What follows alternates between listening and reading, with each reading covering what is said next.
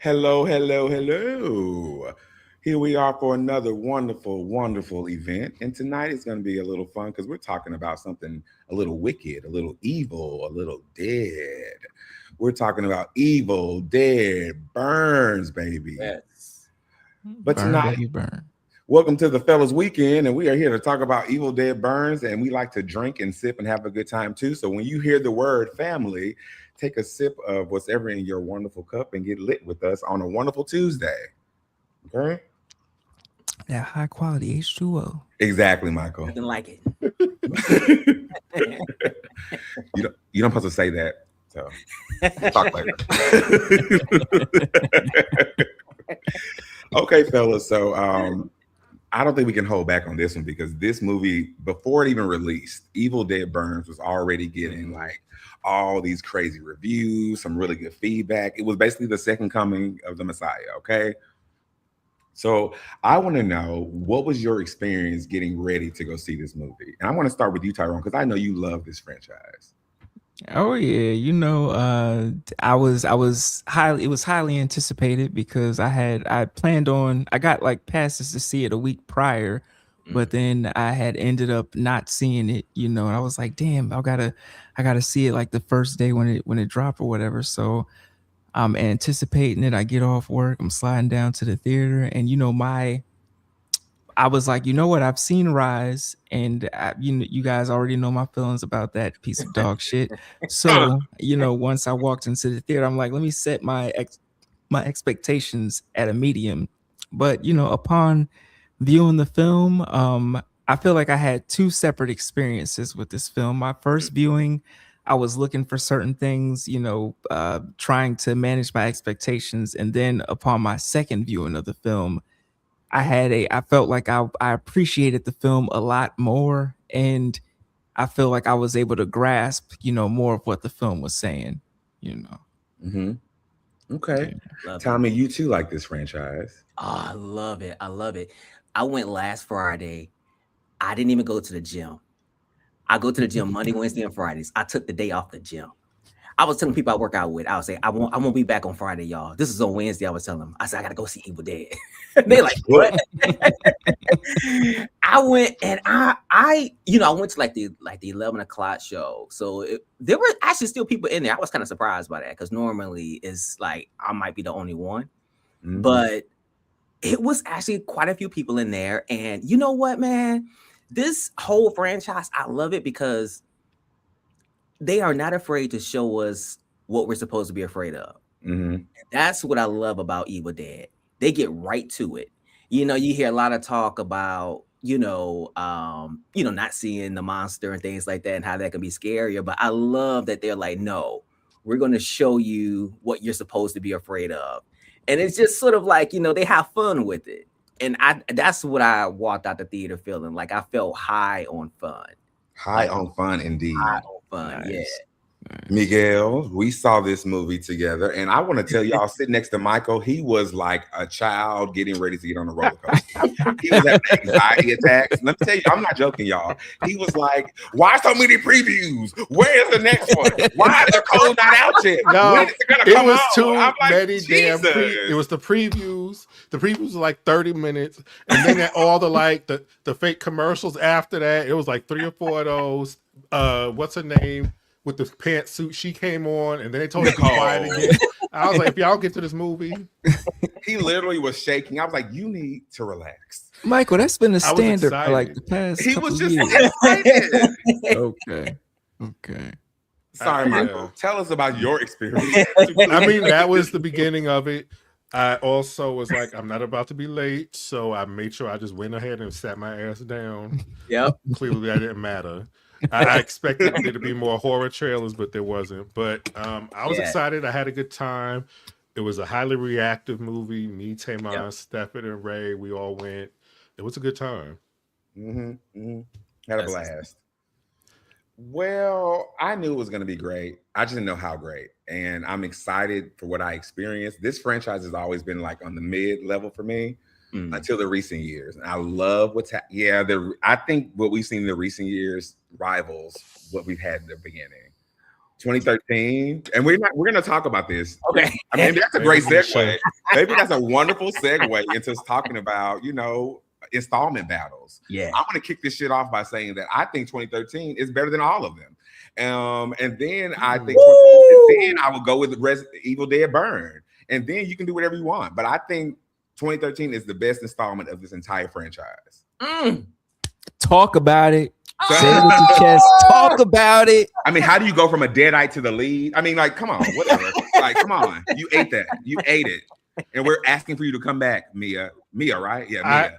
Yep. So I definitely think they have the best climax of all of them. When Mia has to face the evil version of herself with all the blood raining and all of that. Oh my God. That sequence to me is the best out of all of them. Yeah. But if I'm going to be honest, I did enjoy it, but it does kind of remind me of a lot of other movies. The first half of it, it's just up until the end is when I really get into it. This movie, now low key, I did fall asleep in the beginning, but that's only because I was actually tired. But when the Deadeye started showing up, I was awake. It did not let up from the moment these hoes got on screen and were killing people. I was on edge the whole time. You said that I had a friend, he was going to join us tonight, and it was going to be really fun because he actually put what was a rise over this. And he put Rise over this movie. I didn't get my feedback him and Tyrone to be going back. We all know that burnt. We all know that. Listen, hold on. Pause us, Ricky. I'm a producer. I produce. Okay. So listen. Block him. So listen. Hey, Jerm. When we think about it's the word that starts with a P, it's called pacing. I mean, they nailed it. You just, my neck was broke the whole movie. Like, they didn't stop. Even the moments that was like meant to build character development, like the dining room scene before, not that one, but the funeral, everything was intentional. And that's what it felt like. The noise at the funeral. That is also just adding to the frustration and compounding the emotions of that family, which the Deadite needs to sort of absorb to be even worse. Because that father, we're not going to go there yet, but I'm just saying. Family, I'm sorry. Let's take a sip. So if you're just now tuning in, even those who are breaking brownies, pick you up a cup. And we said family, so you need to take a sip. Thank you. Speaking of the father real quick, before I forget, because I know I will, I did see a tweet like days ago, and they were saying the father would be a good Freddy Krueger just based on the way he looks. Yeah. Like the moment when he got out the truck and looked at and smirked and shit, like he has a good like Freddy kind of vibe. Yeah. He was actually menacing. I just wanted he harassed that girlfriend. He harassed her, and I was not happy about it. The brother's girlfriend, that's what I'm talking about. He harassed her until the very end, and I didn't appreciate it. But so just to give a little background for people who have not seen this movie or just to remember, so this movie begins with a couple, and I can't remember her name. Can someone help me? She's the lead. She is French. She's another Alice. So she's Alice. Oh, her name is Alice. Forgettable. Alice 3.0. I get it. Forgettable. I can remember her name. So Alice Alice marries into this family, and it seems like all the genes are the same for the men. One may have a recessive one of this anger and this bullying spirit that they had amongst themselves, right? And so Alice marries into this family, and we meet them when they're getting ready to, I don't know, they're at a club and hanging out, and you find out it's the brother's birthday, right? It's the brother's birthday. He's getting his gifts, and then he gets in a car crash, right? He leaves, and he gets into a car crash, and that's what sort of starts everything. Is this the first time we've ever seen a Deadite do a spell? Yeah, I think so. I think I recall, because I remember turning to you being shocked. Yeah, which was saying the shit. Yeah. Oh Lord, I need to write that down so I don't forget. Yes.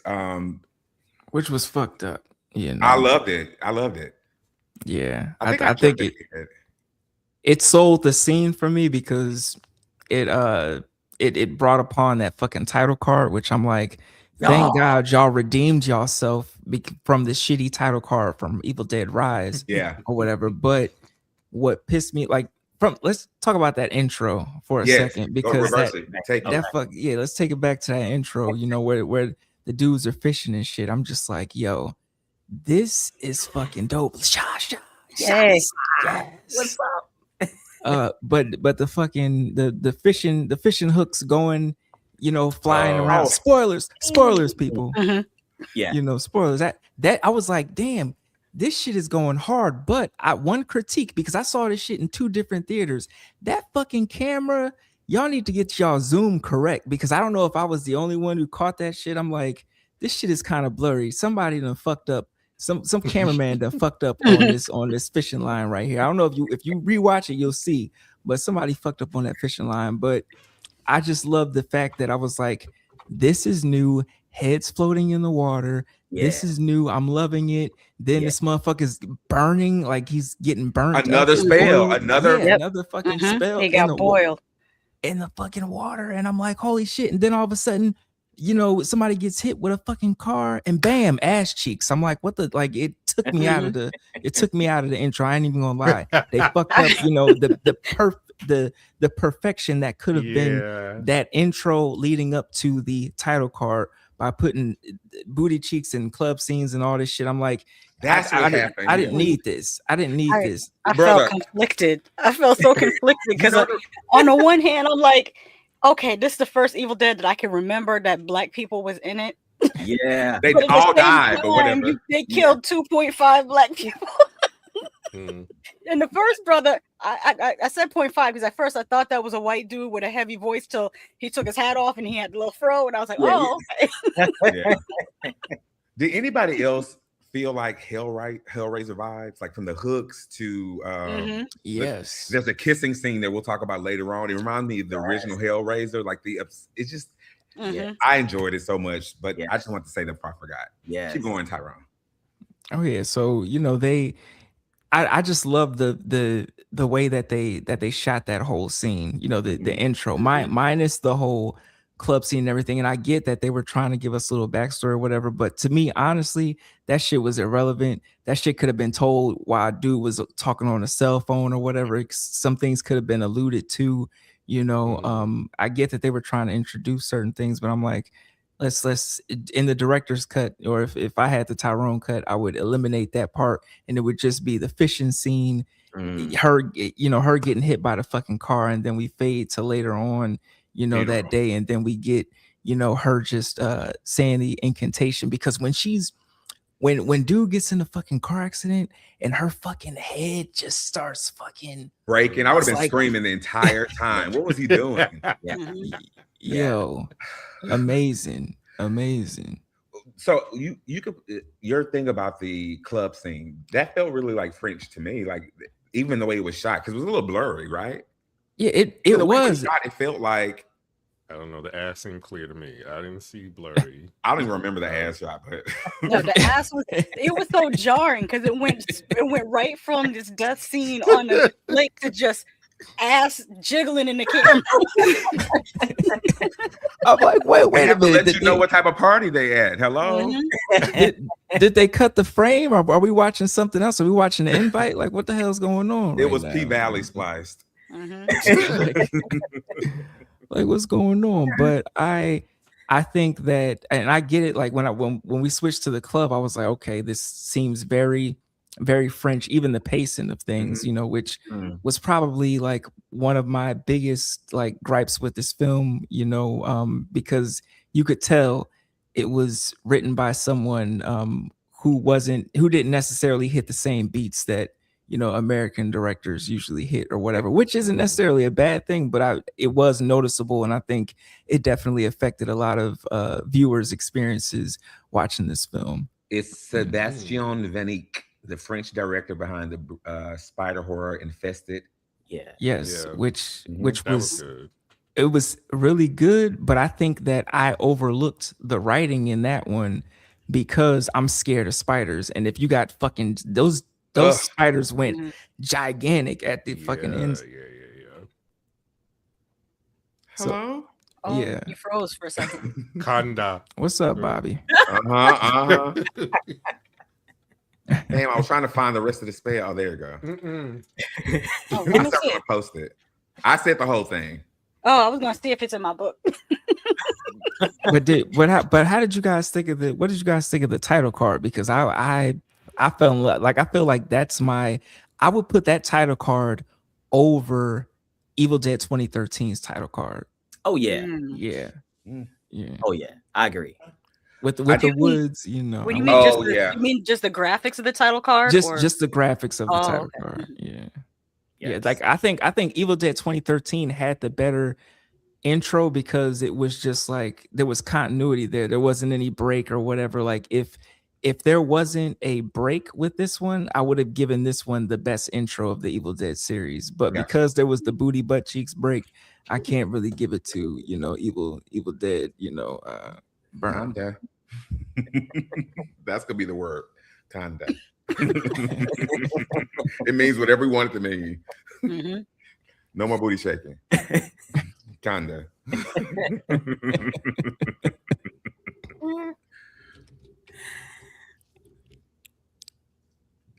I mean, the title card, honestly, I don't even remember the other title cards, if I'm being honest. Exactly. For me, it's mainly just the vibe of the intro. I enjoyed it. Even introduced new shit in that. I didn't know that they would just lie dormant underwater for some time, like Jean Grey, I guess. But Slow down. That ties into the Jason thing, because if you watch Jason Goes to Hell, My they favorite. show they Yes. show the Book of the Dead in that. And They what do. did Jason do? He stayed his behind underwater till he grew up. Wow. Yeah. They could connect it because isn't there rumors that he may be a Deadite? Yeah. Yeah. It's not a rumor, And- it's facts. Oh, There's a Yeah. dagger in Jason Goes to Hell that she has Yeah. to use to take Jason out. it is. So- Yeah, you're Yeah. right. Well, maybe Crystal Lake will open that up. That would be great. I know. It'll make it worth a season, you know? Mhm. Well, I just got hit with some info. I did not know that. Oh yeah, if you go back and watch Jason Goes to Hell, when they go into that old house, they see they don't really mention it if I can recall correctly, but the camera pans to the Book of the Dead lying right there on the Oh man. It's- Okay.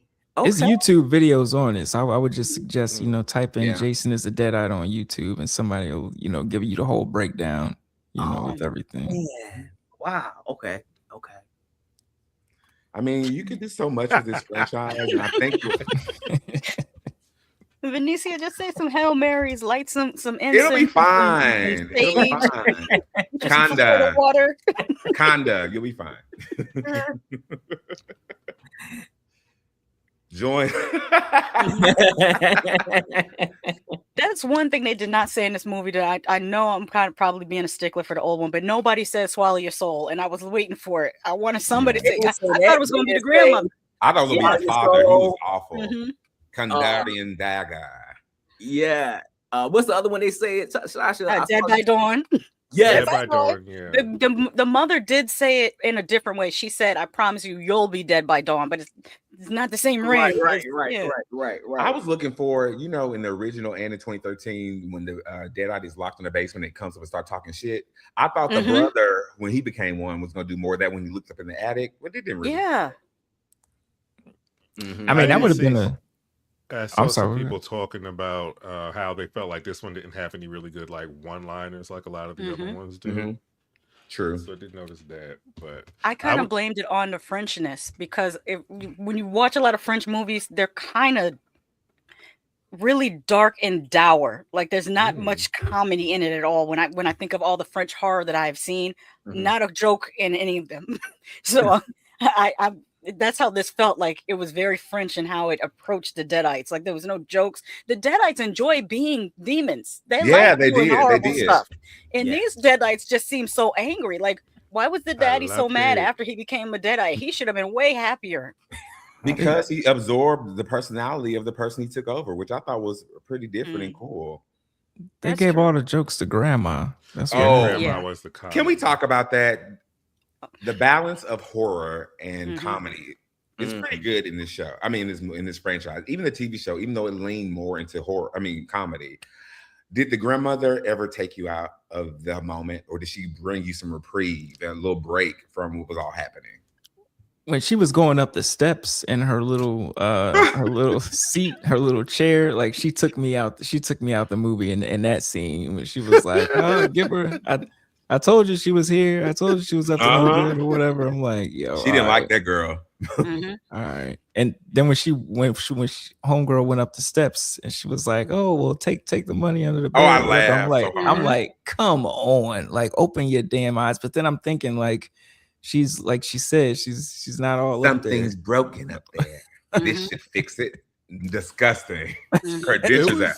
It was funny. It had its moments. I do think it kind of leaned too much into it for me after a while, but I did enjoy it. And she for some reason reminded me of Deadites in like the clips I've seen in a TV show, or like they are funny in the TV like show. she would be in Army of Darkness. This character, they were funny in the TV show. They wasn't all, they couldn't be that way. I don't think all the time on a show like that, but.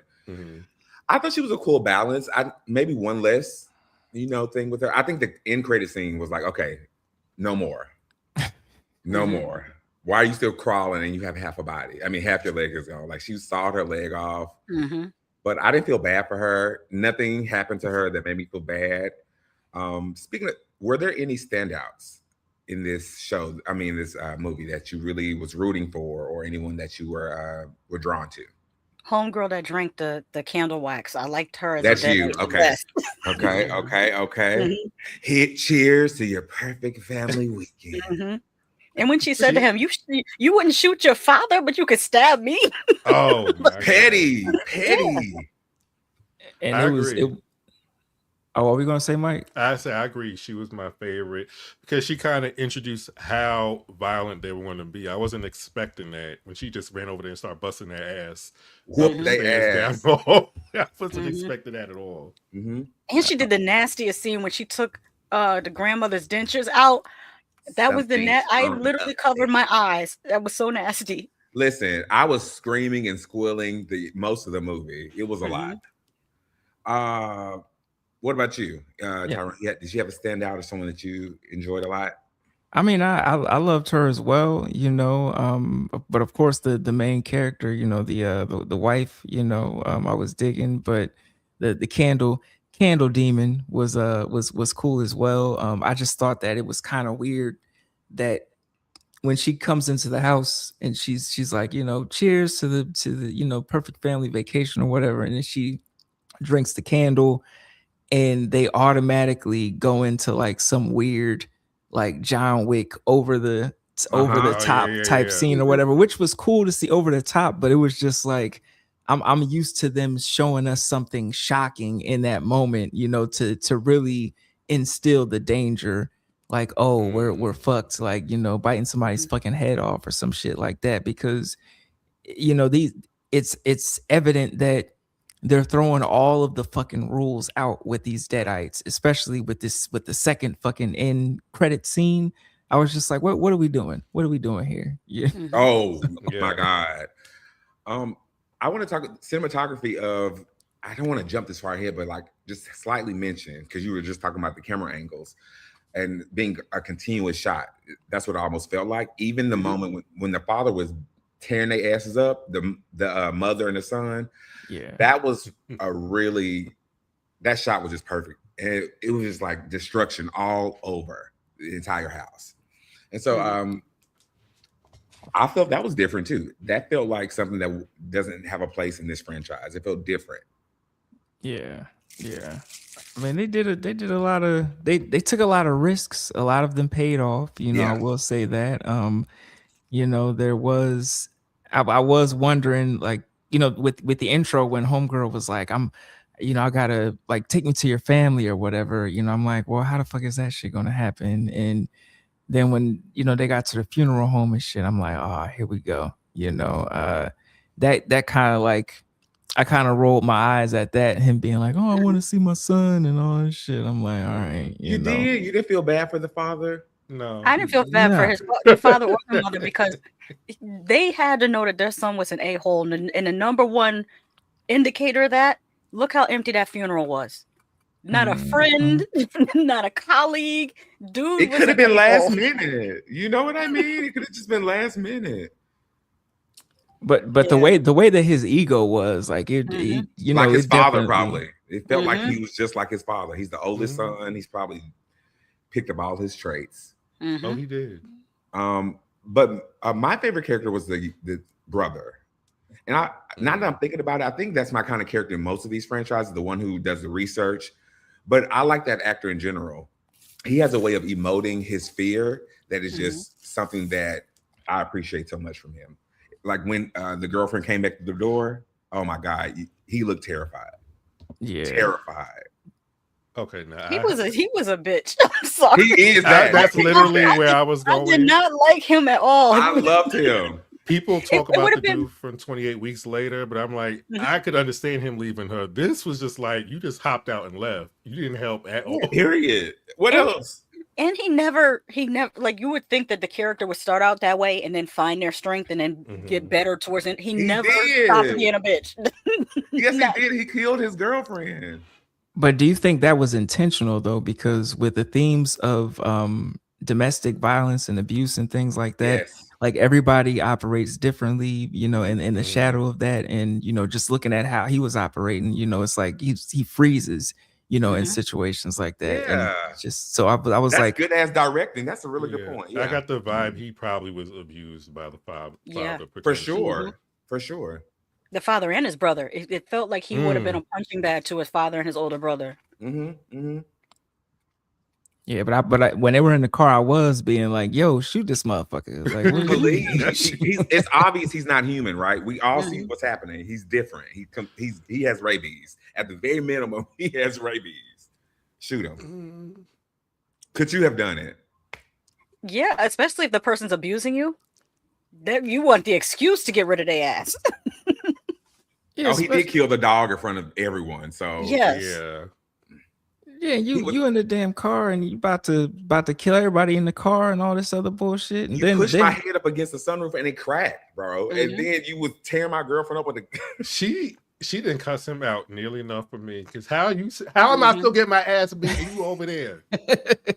And she was trying too, y'all. She was trying. I've never seen no shit like that where a motherfucker caves in the glove box compartment in the car. I'm like, damn, like that's now you showed me something new. Evil Dead, I never seen. I would have been screaming when I saw that in the car. Like, what the fuck? Like, what's happening? Explain that to Progressive. You can't. She tried to get out the car, and even though that moment was spoiled for us in the trailer, the impact was still there because the entire audience was like, ooh, when her nails were like in the door. Yeah. My audience, the ones I was with, they all gasped. Like the first time I saw it, they all gasped at that part. I was like, oh yeah, y'all doing something special with this one. Y'all doing something special. It's just a shame. I feel like people aren't seeing this movie though. Like I feel like I'm looking at the box office. I feel it's not doing that. It's not doing that hot. That is true. Compared to how did the last one do? The last one did more than this one. It's still early, right? Has it been a week yet? Well, I think part of the problem was I went to see it Thursday. Me and my husband went to Disney Springs. By the time we got back from Disney Springs, the next day I said to my sister, "Oh yeah, we went to see Evil Dead Burn," and she was like, "Yeah, I watched it on a computer last night." I was like, she said, "While you was in the theater, that was already up on the kayfabe." So I was like, it is just like He-Man. It's doing it. This is an example of a movie you got to watch in theaters though, with the crowd to get the full feel of it. I almost feel like the trailers probably from the last one had more like one-liners and moments in it to draw people in. This one, it'd be hard to show little. There's so much that you don't want to get spoiled with in this, and it's not like the same kind of movie. And what was it? It was up against when we went to theater. What we mostly saw was so cute. All the little girls dress up to go to see Moana. They look so cute in their little grass skirts. Hated it. I didn't watch the movie, but I just thought it was cute to see them dressed up. Ricky went to go see it. Ricky said she had a blast. Oh. The I Rock's movie. I like the cartoon. I don't like Disney live action remakes of their cartoons. I've never seen the cartoon. Oh, the cartoon's real cute. Is it Lilo and Stitch or? No, it's not like Lilo and Stitch. It's just her journey, and it also tells the story of the Samoan people a little bit. It's like a history lesson wrapped up in a cartoon. Is she a Disney princess? Yeah, I would say she's a princess. I know she ends up leading her people. That would be royalty to me if you leading your people. Yeah, I mean, sure. She might be like Mulan, where it's not technically a princess, but she a princess. Mulan still get treated like one. Yeah. Yeah. She'll bring honor to us all. B, don't do that. We just was preaching about the box offices, and we need you guys to come out and support. We have one more movie to come after this, which is Evil Dead Wrath, but we're not there yet, which is the prequel set in the 70s. So exciting. Yeah, that's gonna be fucking amazing because the original Evil Dead is a piece of cinematic like art, a master class in what you can do with the minimals, you know. So that's, you know, that's why I love that one. One of my criticisms about the new latest Evil Deads, the last two at least, are the fucking prosthetics. It's like a lot of these niggas don't even look like Deadites. They just look like, you know, crackheads that's sweating. You know? They do. I don't like the contact lenses. I like the classic white eyeball. Yeah. I feel like it looks creepier with the white, and you could still do the contact, just make them white instead of their eyes remind me more of the Exorcist eyes than like. Oh, they were. Eyes. Yeah, or like vampires. If you watch vampire shows, like just a little hint. And the other thing I hate is the CGI of them crawling. Why did we forget that they can float? Why would they crawl up when they can just float? Like when the father was running up the stairs, he's a deadite. He could have floated right up that. He floated in the house when he was kicking ass. Yeah, he did float. It's like, why did they choose not to have him float for just that one moment? But that's it. Like that's more animalistic and it's scarier. You know what I mean? I don't know. I think floating up the stairs would be scarier because, like, or floating outside the house to the roof. Yeah, like it would have been funny of her running up in the attic and then she comes out the window and they already outside floating in front of the window. That would have been cool. Yeah. Or do what fucking Hereditary did. They did floating and crawling at the same damn time. They did. Oh yeah. Ooh. Which scared the shit out of me. Yeah, I just got the chills from thinking about it. Yes. Yeah, it works. The scene when the son was in the bedroom, right? And his mama was up in the corner. Oh, that was creepy. What do we think about some of the new lore and discoveries that we got from this one, such as the Wise Man? And I know the Kandarian dagger was in the TV show and the video game. I can't remember from the other installments. However, what do we think? If I missed something too. I didn't know because I didn't watch the TV series, so I wondered if I had missed things because when I was coming out of the theater, I did hear some people say that there were certain things that were in the movie that were from the TV series. Okay. I mean, I didn't see the whole was in the second one. Me neither. New lore, the Wise Man, the Watchers Council. I do want. Yeah, I was like, who is these niggas? Who are y'all talking about? Well, wasn't there a group of people in Rise when they were listening to it? But I don't remember what they were called or whatever. But I'm wondering if they actually carried that over into this one. But I would like to see that. Where does Evil Dead Burn ranking it? Ooh. That's for the comments. If I'm being honest, I don't go back and watch the older ones that much. Okay. Wait, finish your thought, Michael. Finish your thought, Michael. The Circle of Wise Men. I want to know why y'all only made one little dagger. Why aren't y'all make a bunch? Y'all can make them. There's a few things. Remember, the father found protection things. He's found a whole bunch of things. We don't. Oh, I couldn't tell because I just saw shit being thrown on the floor, so I couldn't tell what was a regular knife. It's gone now. But apparently there's multiple daggers and there's multiple books. There are multiple books. Yes, there are multiple books. Yes. So could that be why these Deadites are a little more violent than the other ones and angry? Could maybe because I love the intro with they were sort of explaining what was happening and explaining when he was doing his research, a little montage of him doing that. I love that type of exposition. Great job at that.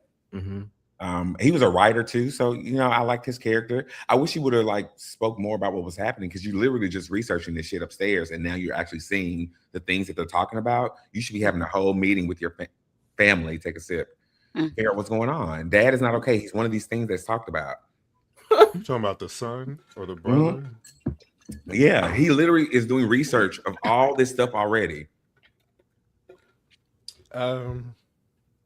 He's acting oblivious to the things that were in those things. I couldn't tell how much he knew. And I also felt like, did you know what the thing was he was talking about that they could use against them? Or were you trying to play it cool because you don't know if they could read your mind or some shit? I couldn't really tell how much he knew about it. He didn't know where it was. He just told Alice, remember, find the knife, when he was getting his ass beat. Yeah. But he believed at that point, he was like, oh yeah, this is real. So the stuff is upstairs. Honestly, y'all, I was watching this movie, and like with most horror movies, I literally can like put myself in that person's, and like whoever is getting chased, I can feel it. I don't know what it is. I can't do that with any other genre, but horror. I can literally feel what that person is possibly like. How would I feel if I'm seeing people around me change and then come after me? Your family. I mean, or and at that moment, you know what? I don't care how much. Oh, that's right. My bad. I don't care. I mean, because think about that, man. Like the fear that will come over any one of us. I mean, everybody in the house is turning. Yeah. And you may be like one of two people that's left, and the other person is basically no use. And they all mangled up. I mean, I don't think I wouldn't be sticking straight about anything. Only thing would be on my mind is run. Yeah. Like the dagger could possibly be right beside me. And I think I'll just take off. I mean, the fear that will come over me, man, will be just indescribable. I mean, you watching people like turn. So you gonna leave grandma? You gonna leave grandma? Oh, absolutely. Grandma, get in this fucking chair, bitch. We gotta go. You know what it made me want to leave even before people started turning. I can't get this thought out of my mind. I'd have left, especially I kept putting myself in the perspective of the daughter-in-law. The daughter-in-law that just lost. As soon, like they said that the son had a restaurant and they want her to continue running the restaurant. Yeah. And I was thinking to myself how it was his restaurant when as soon as his mother came out with those runny mashed potatoes, I'd have been going. Oh yeah. They were sitting at the table with those plain runny mashed potatoes. Looked like the powdered mashed potatoes. The father was right. They put too much water in it. I'd have to head to the door. At what point do you leave? I mean, at what point do you leave? After the funeral for me.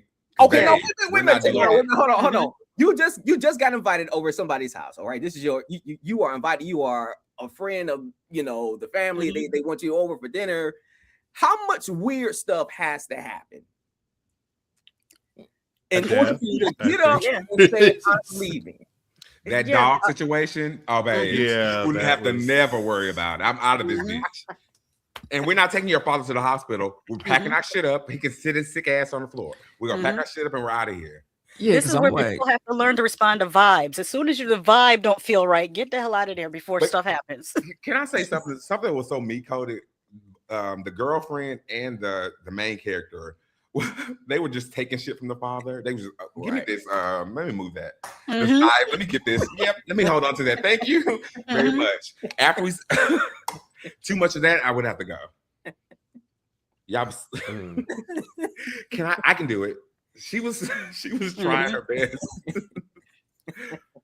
And everybody was just cool with like the dad grabbing like the corkscrew and just chilling at the damn table. And I'm just like, yo, y'all like, see this, right? What's like I would have been out. I would have been like, nah, y'all wilding out right now. I gotta because what this movie reminded me? It reminded me of if you guys watched The Bear, that episode with Jamie Lee Curtis, and it was I think it was like Thanksgiving. It is Thanksgiving. Yeah, and that it reminded, like, that episode is like this movie. You know, the chaos and the energy of that family in that scene is just like that. Sprinkle a little Toni Collette, you know, and from Hereditary when she was angry, it was just very angry.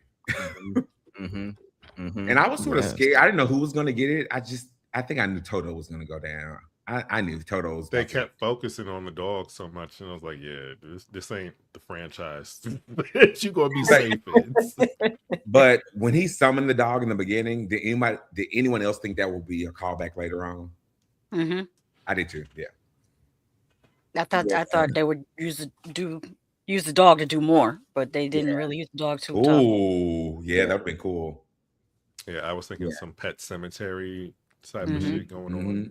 Gets in the house, but are there any scenes that stick out to anyone that just blew your fucking mind?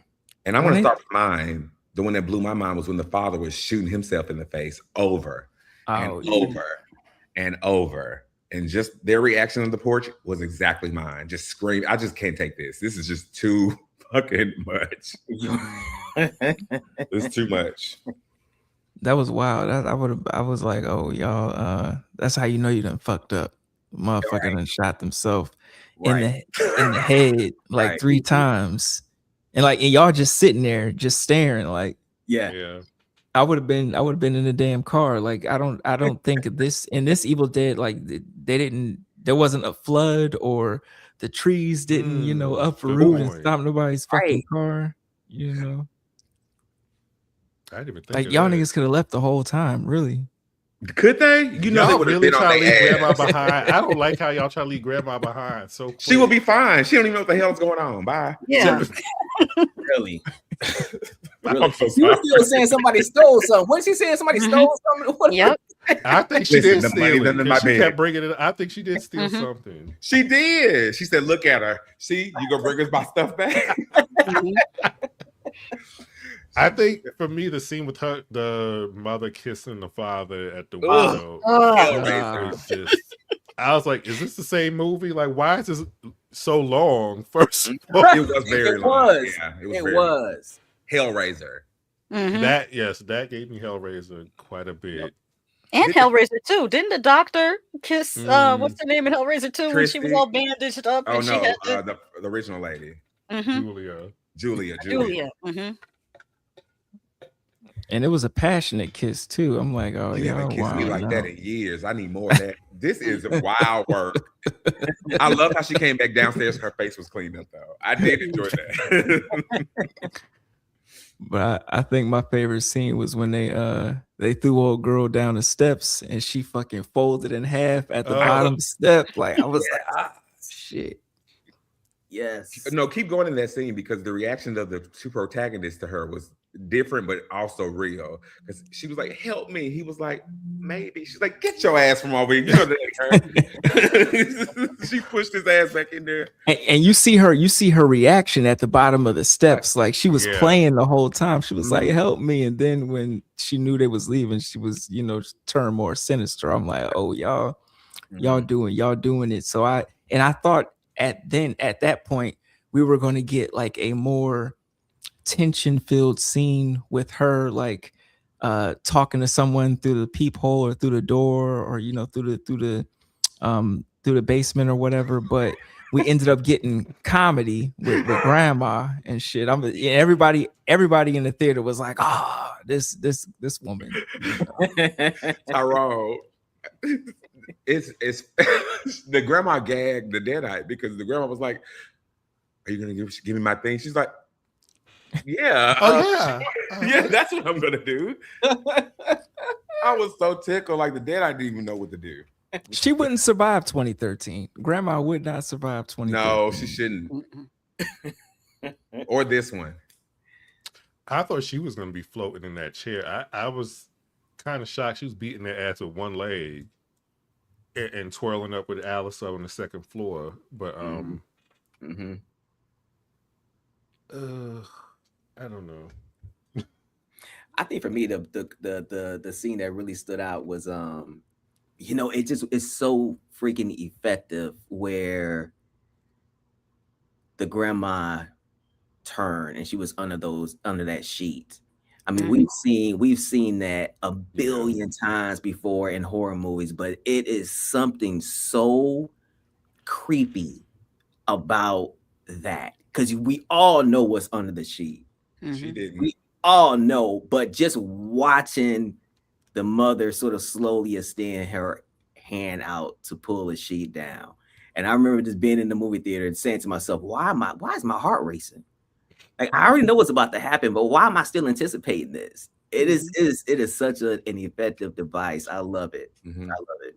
And that's the thing. I don't love nobody that damn much to just because the mom was sitting there, you making out with your dead husband and all this other bullshit, and then your mom is fucking demonified and all this shit, and you just standing there like, okay, yeah, it's cool. Let's work it out with him. Like, what?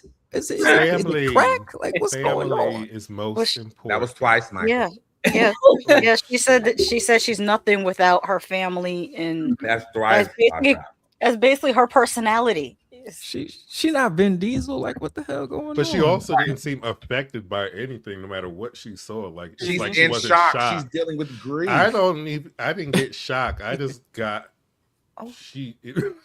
shocked. It just occurred to me. She's used to ignoring things. She ignores her husband's abuse. Ignores her son's abuse. So she's so used to ignoring fucked up shit that.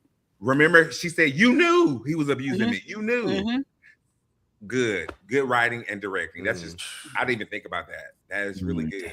The layers of commentary for abuse are getting like overlooked. I feel like in a lot of these breakdowns. I feel like, you know, I'm glad that we're talking about it tonight because I feel like a lot of people aren't talking about it. Yeah.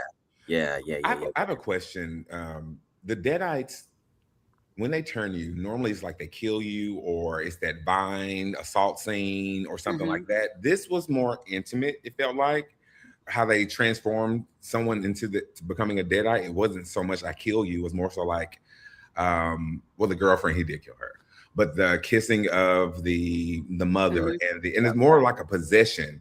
I mean, it is possession, but it felt more like if you saw the second season of Exorcist, the TV show, they had two different eyes. Like one was the human and one was the demon. And it felt like at one point it was just like coexisting until it woke up, until it was time to show completely out. So that was different. Yeah. And I'm saying a lot, but I remember in Evil Dead Rise, we always wondered, how did they drive that car back? You know, because she was a Deadite. Right. Answer. They just be doing any damn thing in this they do that right now because that is true. There's no continuity with what Deadites are, how they act, how they respond to things in the Evil Dead series. Maybe that's beautiful of the beauty of the franchise too. Yeah, it always keeps going. Yeah, like because I love the original, you know, where homegirl got stabbed in the ankle with the fucking pencil and shit, and I was just like, oh, that's fucking inventive. That's wild. And then, you know, just over the years, especially with the later movies, I'm just like, oh, we just doing anything now. We just swapping saliva. Like it's no horror. The horror is just like ew. I mean, it's magic. So I mean, saliva, fluid exchange. Think about Lovecraft when they cursed that girl with their saliva. So, you know, maybe it's sort of, you know, the same little situation.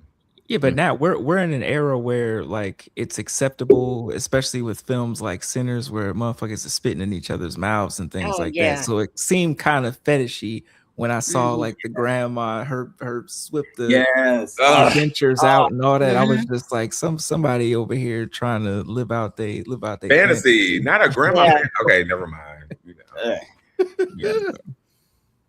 And that scene lasted too long too. Yes, I literally covered my eyes. This is a horror movie, and I'm watching Deadites do all kind of fuck shit. They killing people. They you know, doing all kind of crazy shit. But the denture scene is when I could look at it.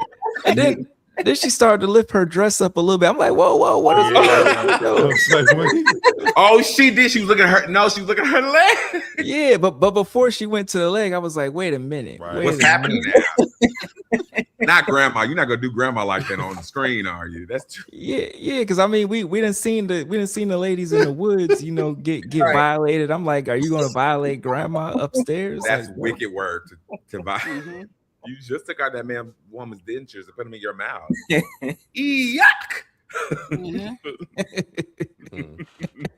I'm Mine. That's really interesting because I was thinking, like, is there anything left of the person after the Deadite takes them over? Like, is there any? Does anything remain? Hey, I'm saying in that person. if it was us on a trip and that happened, it wouldn't matter. Okay. Didn't Ash temporarily become a Deadite? I was gonna in part say 2? Ash and Mia, I think, are the only ones. Oh, we've yeah. seen who Yes. were a Deadite and then came back. Oh, did anyone else think that the grandfather could have been fun as Ash, or that would have been too on the nose to make the grandfather Ash? I don't want to see his goofy ass in these movies. Oh, I please, don't need it's to see time. that. It's time to seal it. No, it's gonna ruin it to me. I can't. The Because- vibes don't match with him and me. he would have been too, like, his personality would have been too large for this. Like, everybody would have been focused on him. I think it would have, like, if he could have been definitely like a side character. He could have been the one who was working at the mortuary, the one who was, Oh, like a cameo. Yeah, just a cameo. I'm talking about, the photo of the father. We saw the book, the photo of the father. That's all I'm talking about. Oh, okay. A Well, I photo of mean, Ash as the old ass Ash as the father. Well, but is I this don't think that's his supposed to be in the personality to become that type of scholar anyway. Is this supposed to be like a set in the same universe, or is this supposed to be a sequel to the original movies? they're saying that making them they're all. connecting everything. Yeah. So then they everything's- can't have him come back as the grandfather, because the grandfather is the one that I think In it's the implied the first- grandfather is the one that made the original recording that Ash Yeah. and them listened to. Oh, yeah. But Sasha, remember in part 2, my favorite one, when Ash went way back in time. Mm-hmm. You mean part 2 or 3? Part at the very end of part 2. Oh, the end of part Yeah. 2. Mhm. Where he got sucked back and he went, back into like Mhm. ancient medieval times. Oh, I'm wondering if the cult could be Oh, linked to that. Yeah. based on Ash having gone back in time and told them about all of this stuff. So that Now cult, that's good. That's that good. cult can get traced all the way back to medieval times. Yeah, that's a good When point. Ash That's was good. there. Mm-hmm. So they could somehow. We don't need a cameo for that. We just need context. Yeah, they could connect that somehow. That was good. It should have had an S Smart cameo. Like the mashed potatoes should have been like S Smart mashed potatoes and shit. Yes, that would have been good. Yeah. Is there still room in this franchise to do that time travel thing again, or is that a thing of the past, and we like the tone in which we're moving forward now? They're gonna do it eventually because they're doing anything they want at this point with that second end credit scene, which pissed me off. but I'm like, Understand I it. don't I don't understand it. I understand don't. it. Oh, let me see Yeah. if I can Google it. Hold on, let me see. Yeah, I did not understand that at all. Like how that was possible. Yeah, and even though I enjoyed the intro, and I know that a lot of people enjoyed the intro to Rise, but and they tied the two together, and then I feel like they're utilizing that to tie to the second end credit scene, and I'm like, y'all writing ain't tight enough for all this. Like shit's gonna be everywhere. Like it's not. I don't think y'all can land this plane, especially every movie you get in different directors and shit. So I don't think you'll be able to land this plane because everything has a different tone and a different vibe. Even this film has a very different vibe from Rise. So how are you gonna land this evil dead universe that y'all trying to build? Like because motherfuckers want Mia back and they want Ash back, but it's how are y'all gonna make everything come together, bringing Alyssa back or Ellie back and all this shit. Like, why is she even back? Like, why this one? I have some information about that before we address Alex's. Hey, Alex, his comment there, because that's gonna be fun. The scene confirms that despite being seemingly destroyed at the end of Evil Dead Rise, the Deadite entity survived and her remains somehow found their way to the specific crematorium. Director Sebastian Vinnick has stated that this scene was requested by the studio to keep Ellie, a fan favorite, alive and leave the door open for her return in future franchise Of installments. course. So it's of course what we thought. The Suits did it. Use an old term. The Suits did it. Just like that giant spider. Put a giant spider in it because I like that. I was reading, but who rolled their eyes? Was that you? I heard eye rolls. That was me. Since when? I've never seen a fucking ghost in the Evil Dead universe like snap somebody's fucking neck. Like, what are we doing here? All right. And it was a little girl, like a little white blonde girl. So I was like, "Oh, y'all are really finally like... we killing little kids." So this is so let's go down this road because that's one of the things I didn't like about the last movie. I was like, you should have just let the little girl be a deadite, let her be killed. I thought that was her for the long. Is that Carolyn? I did think it was her, but she called the other girl mom or whatever. So I don't think that is supposed adoption. To be no. But did she's the basically the Suits same even age. Oh, did the Suits even watch a fucking Evil Dead movie though? Because No, they watch the numbers. They look at a paper and say, according to our numbers, the audience really responded positively to this character. Therefore, bring them back. Exactly. Which is true. You guys love that. That's the only thing everyone mostly loved about the last movie was her. And she looked bit. She had a makeover in this one. She was good.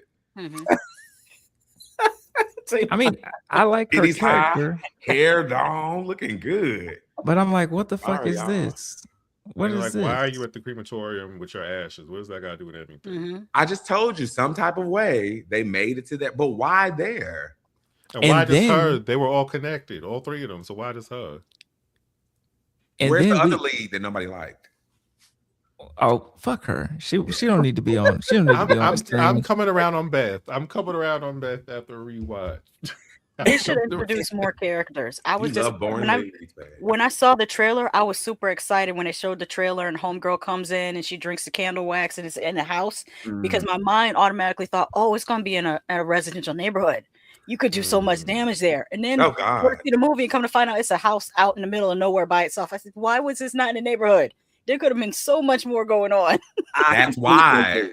I thought that's how it was going to be. I thought it was going to be like, remember, like at the end of Demons in 84 or 85, like yes, in the city. I thought that's what was going to happen in this one. And I'm like, they just removed the cabin and put them all in the house. And I was like, that was such a great opportunity that they missed, because to see Deadites loose in the streets. Dawn of the Dead. That'll be fire. That's what flashed in my head. Dawn of the Dead opening. I was thinking of Record, because those were demons. It was revealed at the end of the movie that it was a demon and not because the father, what he was trying to do up in the attic was cure his daughter of being possessed. And instead she found a way to pass her possession on to the other people in the apartment building. I know that's right. In Demons? No, in Wreck. Oh, Wreck, you watch the trailer, you think it's going to be a zombie movie, but they weren't zombies. They were demons. Yes, and they went into real detail about that in part 2 too. Like, wait, that's not in the American version. They are zombies, right? Oh, I haven't seen the American. In the American one, it's more like infected zombie-esque shit. But in Wreck, it's demon shit. Tyrone had me watch the Wreck franchise. The Wreck. It's 3 of them, right, or 4? It's four, but it's really only 2 of them. There's really only 2 that matter. Yeah, when Angela leaves officially, Let's okay. So, Alex says, "I'm not an expert of the Evil Dead lore, but is the dagger really the only way to kill a deadite? 100%? No, I don't know. Some bullshit. No, she didn't really have. Read the spell backwards. Nobody ever tries that. No, I mean, you can't get away from the original. I mean, it's dismemberment. I mean, that's like that's how you really supposed to get rid of them. Is you got to just completely annihilate them. Unlike, what about Beth? I mean, that's another missed opportunity. They had this girl have a circular saw and she didn't cut up nobody. Yes, she did. Not really. Remember when she hit it down the like Santa Claus? No, that was well after the fact. You and had then that the mom shit in slid the down. hallway. She chopped that ass up. No, she had it in the hallway and didn't use it till like 10 minutes later. On who? And then she dropped the shit for some reason before because they had a really cool moment with her getting the sword and everything, and then she barely used it. So I just kind of felt that she should have been at that. Fuck the mother. She tried to kill your ass anyway. So I don't know why you trying to save her. Them shoes she gave you. Yep. Listen, at this point, I feel like Terrifier 3 had more continuity as far as Deadites than this movie had. Wow, know. yeah. And the chainsaw scene in Terrifier 3. Oh my God, that was great. My sister keeps saying, once you put a chainsaw up somebody's ass, it's hard to top that. And also, I wanted to ask you guys this, because we know that Lee Cronin, who should never ever fucking touch an Evil Dead movie again in his goddamn lifetime. What did he do? He did Evil Dead Rise. Oh, he did Rise. And he did Mummy. He's the one that's trying to connect that Mummy movie too. Yeah, because okay. Mummy was supposed to be an Evil Dead movie, but but the studio was like, we want you to do Mummy, so he made tweaks to make it a Mummy movie. That's why when you watch it, it looks like. But it does make sense because I went back and watched the 1930s, The Mummy. Oh, and when you watch it, Evil Dead borrowed heavily from that because how that movie starts out is this person finds a recording and plays the recording, and that's what makes the mummy come to life. So the Book of the Dead is in that story too. The Book of the Dead is in the Mummy. Yep, the Book of the Dead is in the story. So really, Evil Dead kind of borrowed from the Mummy. And I just found that out this year because I happened to just say to myself, well, let me go watch the original Mummy before I watch this new one. Maybe and he I was trying. Like, oh. Tyrone, maybe your boy Lee was trying to connect it back to, Egypt. You know what I'm saying? But I do agree with Tyrone in that instead of making it the Mummy, it's now the Exorcist. It was a great Exorcist movie, though. It was. It was better than Believer because holy shit. Don't bring that up. Wait. Michael, please. Michael. Believer. I enjoyed Believer. Yes, I did. Of course. I did. I'm hang with you on this a little bit because Tommy. listen. Maybe I'm a sucker for the fact that the protagonist was like a black guy. Barely. I think he was a great actor. I love the actor. Pulled me in a little bit. I think if y'all wouldn't have been dragging it, we could have had a whole trilogy. He would have had it all planned out. Okay. Michael Flanagan is fixing all of this. Exactly. Oh, please. Flanagan's going to make him do everything now. It's going to be excellent. All it's going to be is glowing-eyed people in this one, and that's it. I mean. He can't do everything, y'all. Damn. Oh, yes, he can, Michael. Please. Michael Flanagan. I want to hear no complaining. Like those little short stories in the Midnight Club were better than anything that we saw in Exorcist. Y'all didn't like the Avengers scene of the Exorcist in the end? I don't want to see no gumbo of magical people trying to fix something they don't know. The family don't even believe in any of this shit. So y'all up here, they don't have to. Yes, they do. Belief is belief. Yeah, it is about belief. They believe I need my daughter back, and so whatever we got to do. Bitch, I have to walk off on you. Where Believer messed up is when you watch that original Exorcist. There's a lot on the front end that establishes the characters, and Believer could have worked better if they did that with those different practitioners. We don't know nothing about the woman that did roots or whatever the heck she was. She just showed up, said 3 things, blew something into the fire. I'm like, we don't even know this lady. What's her backstory? The Exorcist is called The Exorcist because it's about the priest. Yes, right. It's about their story, and one of them not almost losing his faith, and the older one kind of being afraid to engage with the shit that he saw years ago. It's a lot. The majority of the movie is about them. They keep turning these movies into being more about the person, the victim, than the people that are dealing with the possession. Exactly. Just like the TV show. The TV show started with, spoiler alert, with Reagan, and then the second season, you wonder why we got this new group of cast, because it's about the priest who's the exorcist. That's what it's about. Now the movie, I like Believer for the same reason. We have very few little black girls in horror. Okay, so I do shoot a little bail for when we get them. That's how I feel about Dr. Sleep too. It's not amazing, but I love it because of the little girl. But with Believer, all they had to do was flush out those different people. The nurse next door, she had a whole story. And in that way, when they got together at the end for a payoff and then working together, it would have landed better. First of all, the parents didn't even know those girls were friends. I'm over it. I don't want to talk about any of this. They don't have no connection. Bye. I mean, do y'all think that writers are like us? You know, who write these movies, these horror movies now, who can just sit here and just like analyze these movies inside and out. I mean, do you think that that should be a prerequisite, or do you think that, like, you know, in a perfect world it would, but I think what studios do is sometimes they choose whatever cheap writer they can to punch up a script, and a lot of these people are not even horror fans that are writing these things. Of course not. They just got hired to write a horror script, but they're not a horror movie person or a horror fan. Remember, Shasha, when you get these deals with these companies, I want to do a horror movie, sure, but you're gonna do these 3 movies, vice versa. I want to do a rom-com, sure, but you need to do these horror movies first, and you can have whatever you want. That's how it works with your deals, and we see that all the time. Nightmare on Elm Street. That's how we end up with a Rob Zombie Monsters movie instead of Texas Chainsaw Massacre, where he's clearly the person to do a Texas Chainsaw Massacre, but they give him the Monsters. Like, this makes no sense. Exactly, but we gave you Halloween, so you good, right? Yeah, that's exactly how it works. That's why we don't get what we need, because it's politics and money. Tamon, do you know who they gave Texas Chainsaw Massacre to recently? The new one? Yeah. Michael Flanagan. No. I know the student. A24 get it.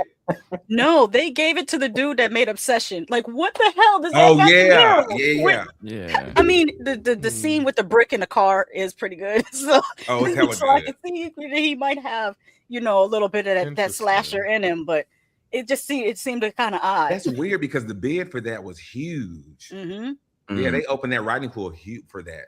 Even actors who not even what's his name from? He played Chad on Scream Queens. He was. I'm with you, Mike. I'm with you, Michael. I'm with you. You're a believer with him. I gotta roll. There are a few of us in the world, yes.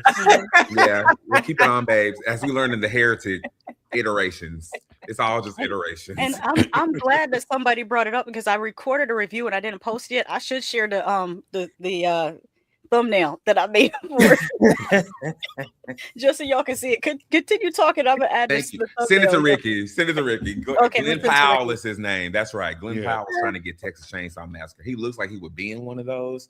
I didn't know he was a writer or a director, but A24 is good to have it. But you're right. Rob Zombie deserves that franchise for sure. Yeah, that's right up his alley. You know who I'd give it to just to shake things up, and I don't know if he be writing, but Hiro Murai, I'd give it to him to see what he'd do with it. Who's that? He's the one who did Atlanta and Widow's Bay. Oh, yes. Okay. Yes. Yeah, just to see what he'd be able to do with it, because he does horror very well. Horror elements, and he can balance that out with some comedy. And I feel like Texas Chainsaw Massacre, like the past, 10, 20 fucking Texas Chainsaw Massacre movies have had like the comedy, missing out of it. And I feel like he could do it responsibly, without it being like too goofy, like was it part 2 and all that shit, which part 2 was entertaining, but I'm like, I feel like he would be the one to be able to balance that. Yeah. Sasha, you said something earlier when we were talking about the French influence of this film. And I'm going to read something. It says, French horror rarely features dumb teenagers getting punished for having sex. It's usually about class, isolation, systemic neglect. Expect Burn to have much more meaning, be meaner, more socially conscious bite than the previous films, and I think that's true. I agree. It is true. It does give you a lot to think about, the family dynamics and the what dynamic. Okay, I'm gonna stop saying it and say your people from them. The kinfolk. Yeah. Y'all know iterations also count. My people, my blood.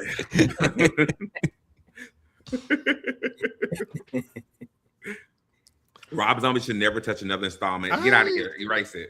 I love his Halloween. I actually do kind of like his style. I just don't think it needs to be. Yeah, I liked the first one only. Rob Zombie's Halloween. The first one? I love Rob Zombie's Halloween. Yeah. The best thing that came out of Rob Zombie touching Halloween was the intro on Halloween 2. Yeah, like when great. he kind of remade like the hospital scene. That's the dream sequence. Yeah. Yeah, the dream sequence. Like after that, you can keep that shit. The second movie doesn't count. Besides when Jamie, that's not her name in this one. Her name is Annie Brackett. When Annie Brackett died in this one, brutal. Oh, that was brutal.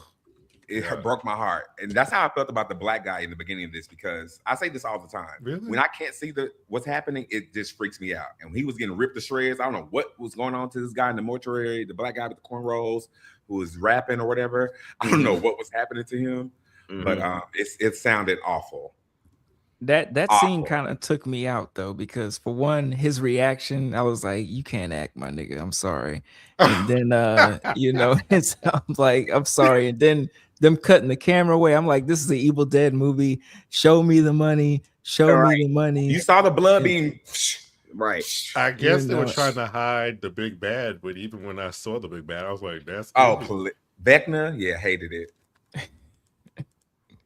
You know, and I think that after they went there, I was thinking, I'm like, oh, this kind of reminds me of like, well, the vibe kind of reminded me of like Infested, you know, but I think they did it a lot more better because the creature design in Infested was way better than this film. I think this film, like I said, like lately they've just been putting, it's like they tell these niggas to go to Sephora on, you know, Hallow's Eve and Devil's Night and shit and just put makeup on or whatever, versus hiring a real professional makeup artist. Like, where the fuck is Tom Savini at? Because I want to see like actual prosthetics on. Exactly. That's my thumbnail for my review. In the top I thought it was a person coming to the stage. At first I was like, who is this? Okay, okay. No, if you haven't seen Abby was the Black Exorcist. It was made almost a year after The Exorcist. It was during the time where they would make Blackula and Blackenstein and Dr. Black and Mr. Hyde, and Abby's a lot of fun though. It has William Marshall, who played Blackula, plays the priest in Abby. And Carol Speed, the star, she was in the Mac. You know? That's her with the white stuff coming out her mouth, and also her with the green makeup on. That's Carol Speed. Oh, I was like, who is that in the top? I hate it. Rest in peace, Carol Speed. R.I.P. Look at a those legend. two little girls. Yes, a double possession. And we'll never see them again. One of them got snatched up for real. I'm so mad. Thank God. See you later. It was her parents' fault. That was her daddy's fault because she was gonna be just like him when she grew up. Come on, she's gonna be. But just like that's real though, because I think there are parents who would do that. They would not. I thought that was the little boy from Bring Her Back for a second. The makeup does look similar. The big head boy. The one that was chewing on the knife. Like him. The one who had the girl body inside of him. I mean, the girl soul in him. Ollie. Okay, I'm tired of looking at these kids. Okay. Oh goodness. I have a question. I can't help but feel like, where is this franchise going? Is there going to be like a major villain that they have to fight, and that would be the end of it, or is it just going to be each movie we're just fighting deadites about something? They're going to ride it till the wheels fall off. I agree. I think we're going to the past to give us the context that we need to push us forward. Because I'm not giving us the past is no longer serving us. I think it's time to give us the past so you can see the direction of the future. The mystery is gone. We don't need that anymore. We need answers so we can move forward. Because who is the lady of the lake and the grandma and Ellie all going to team up? Like what? who are they going to team up against, or who are they going to team up with? Like, where is this going? What are we doing? Right. Who is the head Deadite, right? Who's the head in charge? Well, like in the end of the second one, it was supposed to manifest what it really looks like, and that big ass thing came crashing into the house. But I'm like, is that kind of where we're going with this? Like the major evil, or we just going to keep? Are we going to just do this like swords? It's going to keep popping out more and more and more until I don't want to see it no more. I don't know if we'll do that. I feel like there's an end to this. You wouldn't go to the past without knowing where the end is. As a creative, I don't think you would do that. From I don't know. Have they been to the past? Okay, and so like as a creative, I don't think throwing that things in the past. Yeah, they have not been to the past yet.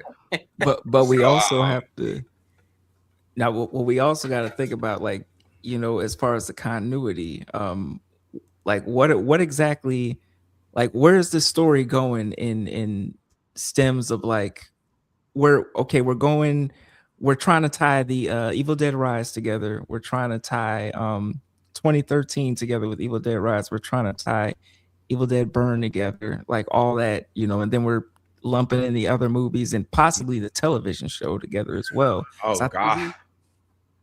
The question is, what does all that mean? What does all that say? They even mentioned that like this is a part of it as well. Exactly. Like, where are we going? Where are we going? With all that evidence, we have these individual installments.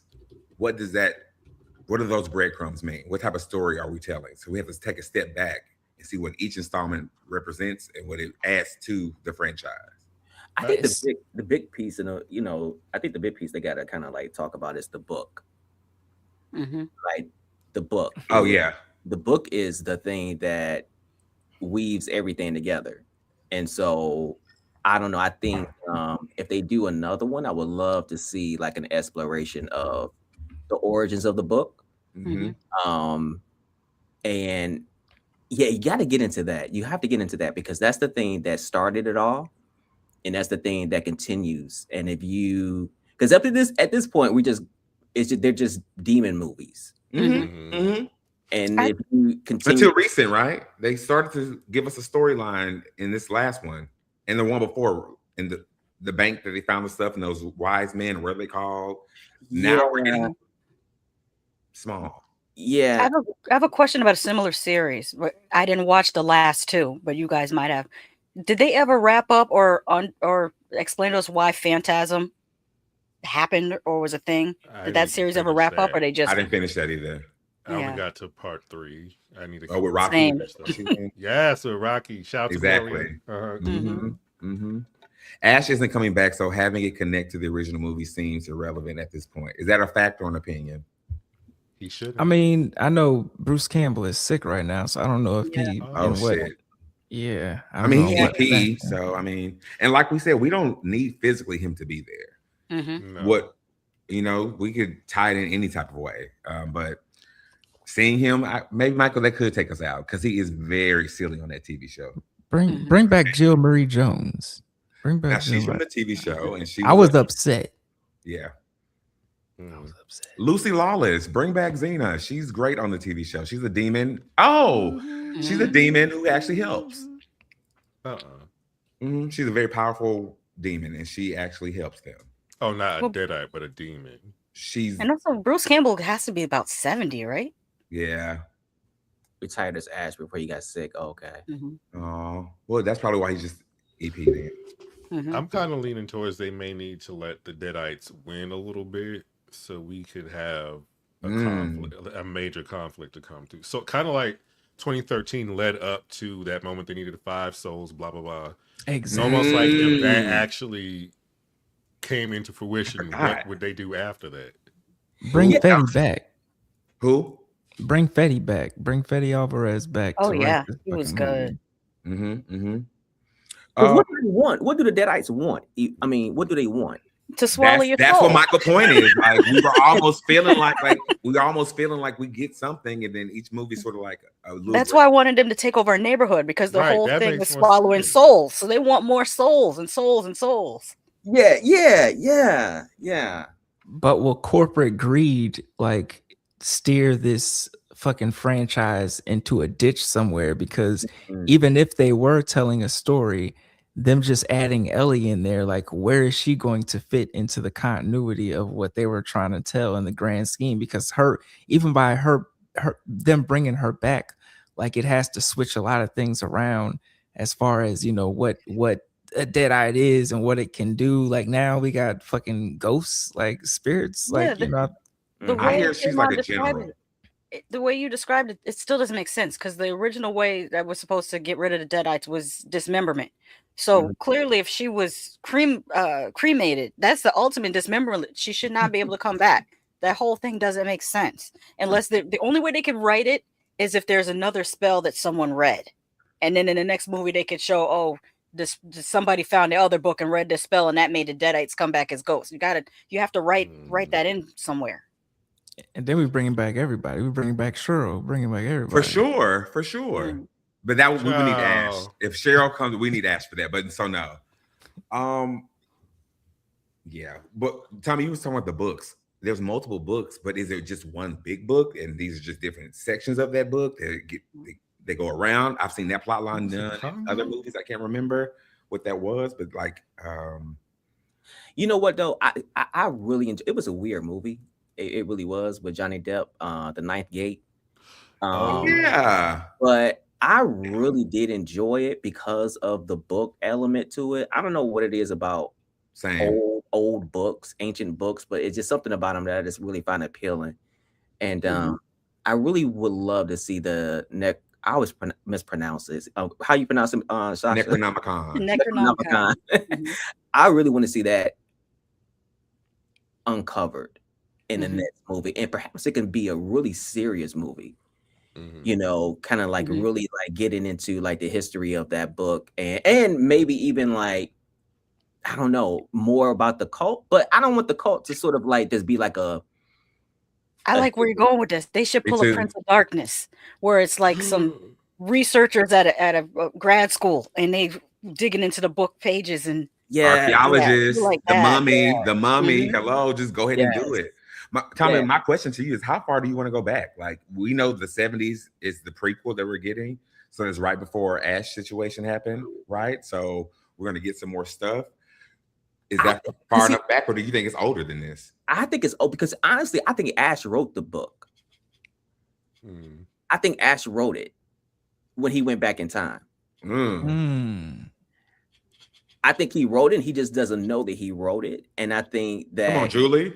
I think that going back to the medieval period is important because you got to go back to the roots of the movie. And why can't we go to Egypt? I mean, because that means going back to like 87, the 87 version, and being like, I believe it was 87, and being like, okay, he went back in time. Okay, we got Army of Darkness, and we kind of, Army of Darkness, but then it's like, to make it more serious, I would love to see them go dark. I would love to see this mashup between like something like the original Omen and going back to the origins of that book, and maybe even going back to like I don't know, like and make it ancient somehow. I don't know, maybe like how like in The Exorcist, how they went, but they were like it started off in like Iraq, to going into like these caves in Iraq. I would love for them to kind of like explore where Ash was when he went back in time, and maybe to go inside of some cave, because that's how the beginning. That's how the beginning of part 2 started. I got to keep him off camera because he's got a body part that's very, very visible. Where's that little thing she was whipping around her head? Yeah, I'm gonna do it real quick for y'all. If y'all don't catch it, don't catch it. Okay. Yeah, but are you okay? Let's start seeing flashes all night. We already said the spell once tonight. This is about to get interesting. But I would love to see them really go dark. Yeah, like really go dark with this movie. It has to be old. It has to be old. If they're doing Army of Darkness as canon, it has to be old because the books were in that movie. Yeah, true. I mean, honestly, we see what they're doing with the It, on HBO. Like they could just do it the same thing, with Evil Dead and just keep going back. Oh, they could do that. Yeah. They could do that. I mean, that's how you milk the money without giving us the story all at once, for sure. But yeah, I'll take it. Because the 70s doesn't feel far back enough for me. And it makes the horror even easier to do because you don't have to explain away the cell phones. Yes. Yes. Yes. Yes. All right, let's chat about the leads of these individual installments. Let's talk about Ash versus Mia versus Beth versus Alice. How do the franchise anchors stack up against Ash in the classic original? It says that he's the arrogant, one-lining, accidental hero. He didn't start out that way. If you go back and watch that original, he started out as a bitch, and he went through a whole character arc to becoming badass. Yeah, he turned into Johnny Bravo in one movie, Right. you know, and they just decided to keep him that way throughout this whole franchise, you know. But the first movie, he was very sweet in the beginning. He was just like, oh, I'm taking my girlfriend out here proposing, you know.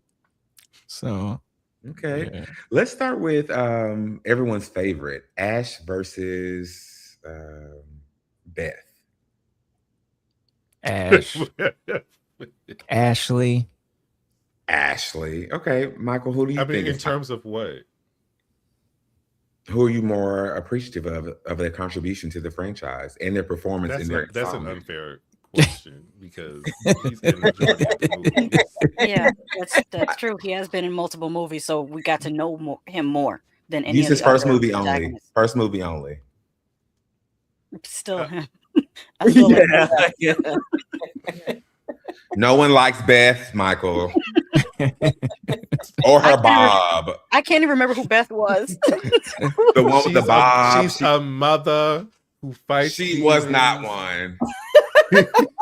Oh, was she the apartment mom? Yeah, she's I a can literal smell that soul and inside you. figurative mother. She was the sister. Yeah, She's not that bad. She's really not that bad. Wrong franchise. She should be an alien. Okay, next. Oof, I'm gonna skip this one because that's gonna be the hard one. Let's do Ashley versus Alice. And if you don't remember, she's the most recent one, the French whore, as the mother would say. Okay. I'm still going with Ash. Story-wise, they didn't give her much of a personality besides I'm abused. But what that's else is intentional, there right? to her? There should have been more to her besides just I'm just an abused woman and my husband's family are jerks. We don't know nothing else about her except she's French. But at the moment where we capture her, like where we meet her, right? We get a glimpse of her personality at the party with giving the gifts and the type of gift that she even gave, and, you know, all that kind of stuff. But after that, she's like, I don't have a personality because I'm just reacting to life right now. My husband just died. I'm here with his family who fucking hates me. I'm here. I don't want to be here. I'm in sweatpants. I think I agree with you, it's Ashley. I didn't like her at all, honestly. But I just wanted to give her some grace. I'm gonna go with Alice though. Oh, interesting. She's more interesting to me. It's just I just feel like there's more of a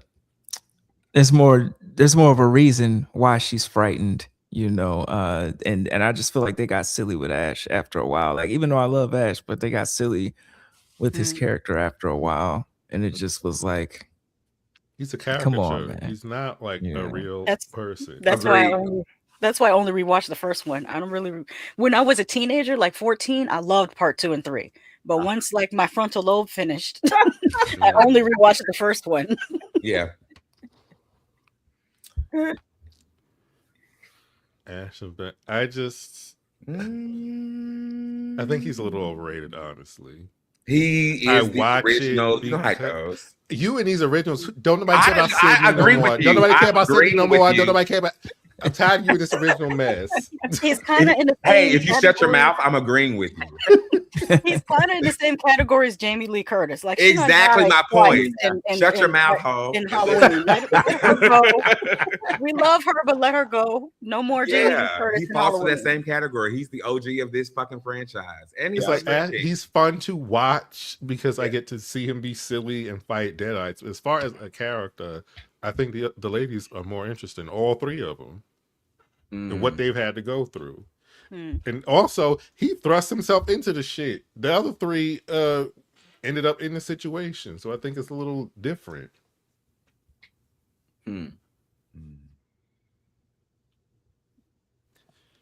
Mia versus Ashley. Mia, hands down. She survived. She survived Deadites. She survived like being a fucking Deadite, and she survived addiction. Like, and she got one hand now. And yeah, you can't heal that. You know, and she did a really good job in that one too. She was everything. Yeah, she was everything. Yeah. Before that, this franchise was like, okay, sure, I have to watch it. But that one was just, yeah. Even the guy who read the book was my second favorite character. That one. Yeah. The guy with the glasses that got messed up in the bathroom. He had like the worst stuff happen to him. As he should. He had a rough time. Agreed. He should have. He started the shit. And had to go the extra mile to do it because that book was wrapped in barbed wire and all kind. He had to really work to read that book.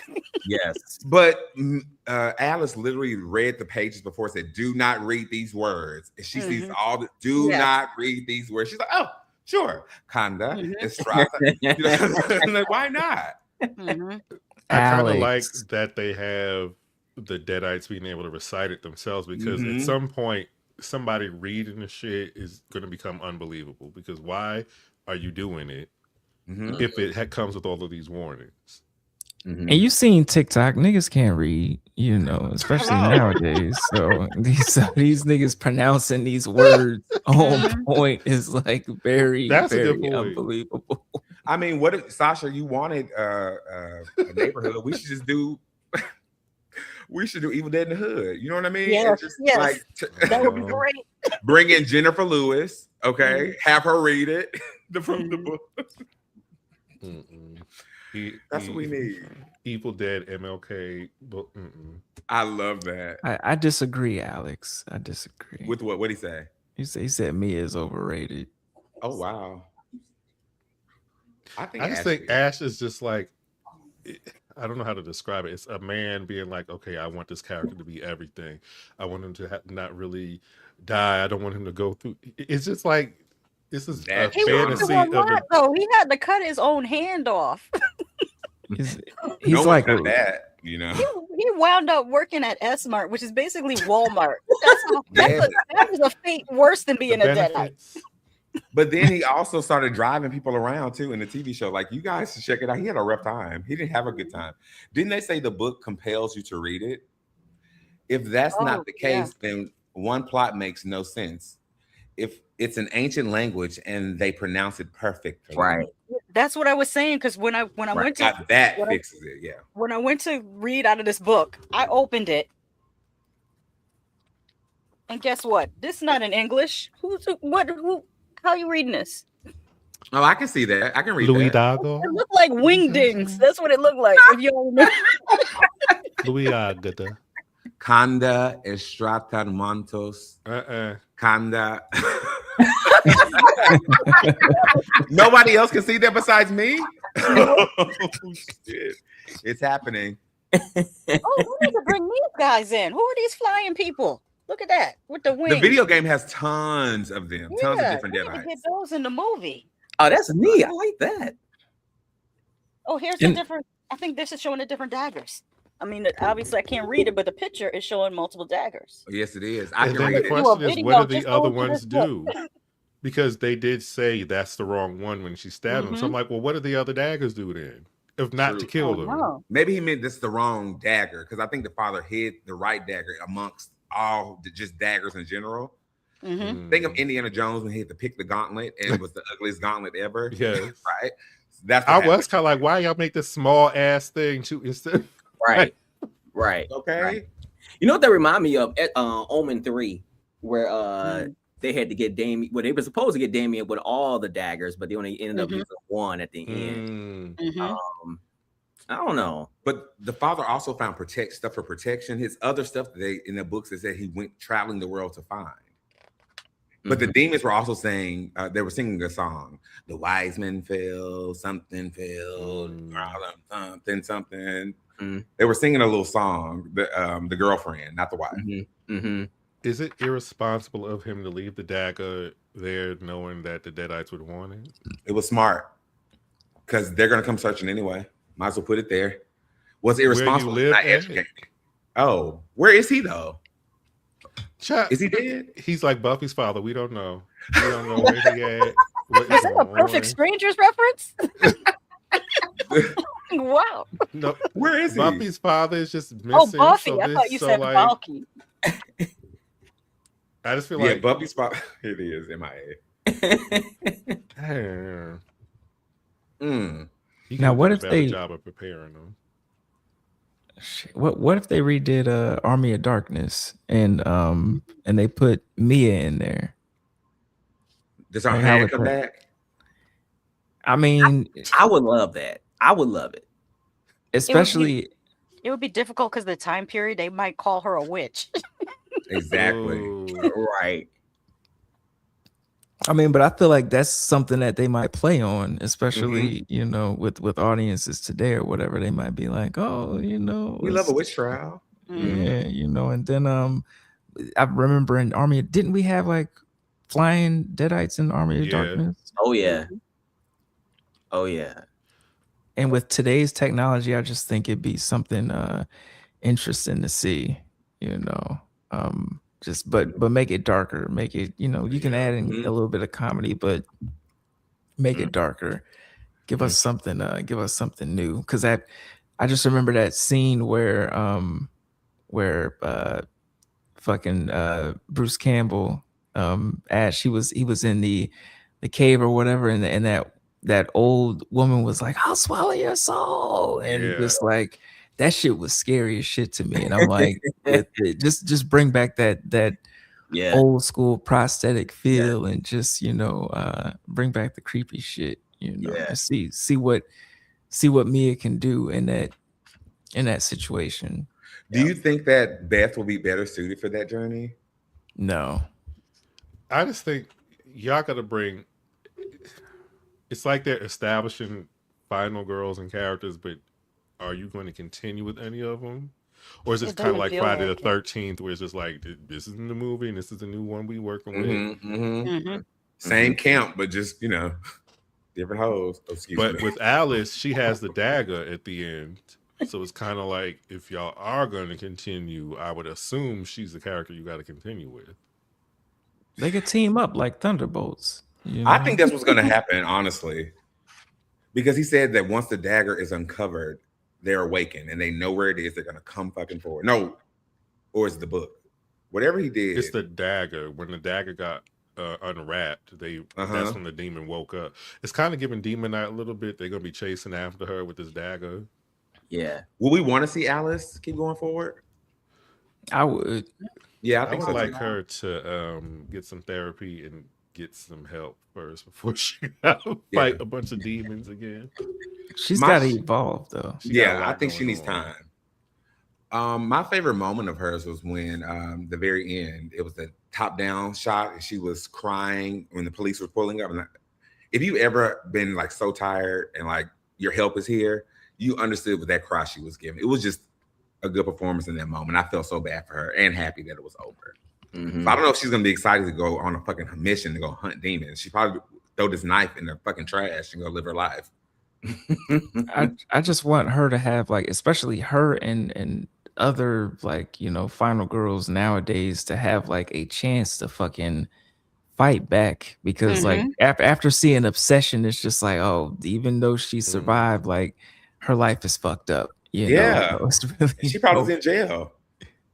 So it's like give these girls, you know, a chance to fight back and give them some damn redemption.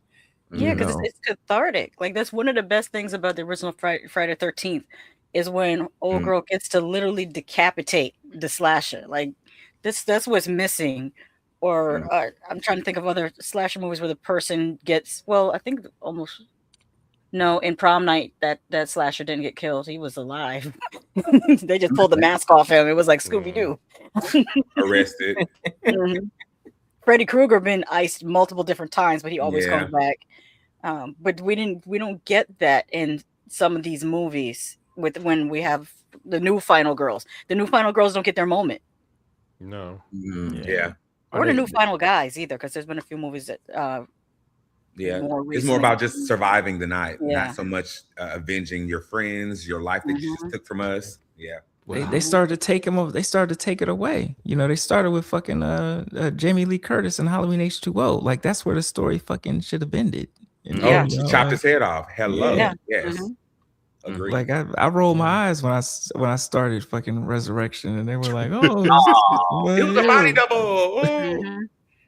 But there's a special place in my heart for Resurrection just because of Busta Rhymes fighting Michael And Myers. with Tyra. Yeah.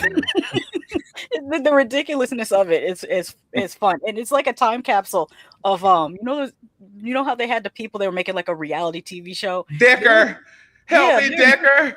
There was an MTV show called Fear that was just like that. I don't know if you remember Fear. Oh, Where they yes. put the cameras on, so it's like a time capsule of the late 90s. Yeah. But there was, Somebody put millennial horror. Wow. I mean, I feel like the only redeemable, or one of the redeemable pieces of Resurrection was Jamie Lee Curtis kissing her brother on the lips and being like, "See you in hell." Yeah, that was weird. Is that old dude from Black Ink Crew, New York? Yes. Caesar. I used to review reality shows on my other channel. I used to do Love and Hip Hop back when Stevie J and them were talking about being the Creep Squad. I used to do some of the Real Housewives and stuff. Those are the earlier days of reality. Now I can't review reality TV now because I just see all the production notes. Exactly. It's not. I can't even pretend that it's real. No, it's even worse now. It's all produced. Produced. Yeah. Okay, so we know that Wrath comes out sometime. It's already in pre-production. I mean, it's in production. They have a cast. They're doing the things already. Oh wow. Yeah, the lady who plays Sonya Blade in the new Mortal Kombat is the lead of this one. I'm not a fan, but I didn't like her in Mortal Kombat, but that's nothing. What do we want to see in this prequel that starts in the 70s? I want to see if I can get a little non-spoiler information really quickly. And then so we can at least know what it's about. I want 70s music. I want the music to be true to that 70s vibe. Like that's definitely got to be the backdrop. You know, of course they're going to get the visuals down. I want that old school horror feel. I want the look. I want the Deadites to look like fucking Deadites back then. Like I don't want them to be fucking, sweaty. Deadites that they got nowadays. I want them to look like the Deadites back then. While you're doing it, I'm looking up the director of Evil Dead Wrath and what they did before this, because that'll give maybe it's Francis Galuppi. What has he done before this? Oh, the police. I kind of want another location. I feel like they're gonna be at the cabin again, but I would like another location. Yeah. I'm not maybe we even interact with the father finally, who started all this shit, or at least made the tapes.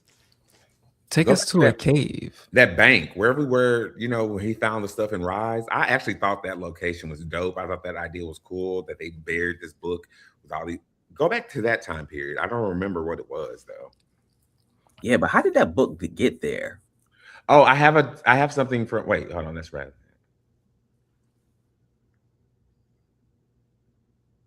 Was it in like a safety deposit box? Maybe? Right. And it was hidden in a room. Made no damn sense. Y'all going down there after a damn earthquake. It's fucking aftershock. Honestly, I was rooting for it. I love that character too. The son who the little blonde pixie hair. He went down there and found the book, and he's like, "Oh, I had fun. Look what I found." He plays little tape recorder, little DJing equipment. Cool. Y'all stay on one fucking floor the entire movie. Whole movie, peephole shots. Thanks. That's all we see. Let us in. Let us in. Evil Dead Rise. We ain't rise nothing. It's not even a high rise or low rise. The other thing is I want them. I know they do it for money reasons, but bring it back to the U.S.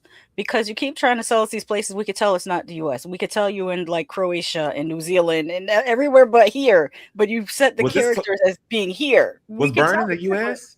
Was it in the U.S.? Supposed to be in the U.S.? I think it's maybe Canada, but okay. I feel like if it was somewhere else, they wouldn't keep bringing up that she's French. So I'm like, oh, he brought her back here from France. because it's connected to Evil Dead Rise, and that was here. Yeah, I mean, but I did question: are they in France? At one point, I did question it. He loved France so much, he married a French one, brought us a French wife. But they shot it in New Zealand, and the other one. Let me look up where Rise was shot. But you could tell that apartment building looked like nowhere in the United States. Yeah. I'll tell you where Evil Dead Rise was shot. They tried to, especially California, because if it's an earthquake, it's supposed to look like California. And I grew up in California. That's why I was like, niggas is not going down there in a fucking aftershock. Like, what are you doing? True. Yeah, that one was shot. Both of them were shot in New Zealand, Rise and Burn. Oh, wow. But there's parts of New Zealand that do look like the U.S., but they didn't choose to shoot there. Oh, y'all. You found Wrath spoilers. Sam Raimi is part of this one. It says. As a producer or as a writer? As a writer. Or is it story by? Because he's going to get a story by on all of these. It just says writer, so he's second writer, so it could be story by. I think this guy's from one of Mike Flanagan's projects too. This guy Zach Gilliford. He looks familiar. Michael. I think so. Let's see. What you want to say, Michael? Flanagan can't do it all. Man, you don't want anybody to achieve, do you? I get it. No, I just don't like the monopoly of it all. I don't like it. Monopoly is wild. I told you that Jenna Ortega was going to be in the reboot of Gremlins, and everybody flipped out. Everybody. Are you for real? Are you for real? It was a rumor. It's not happening. No. Okay, I was about to say, I'm so sick of Jenna Ortega. That's what everybody said in the group chat. Everybody.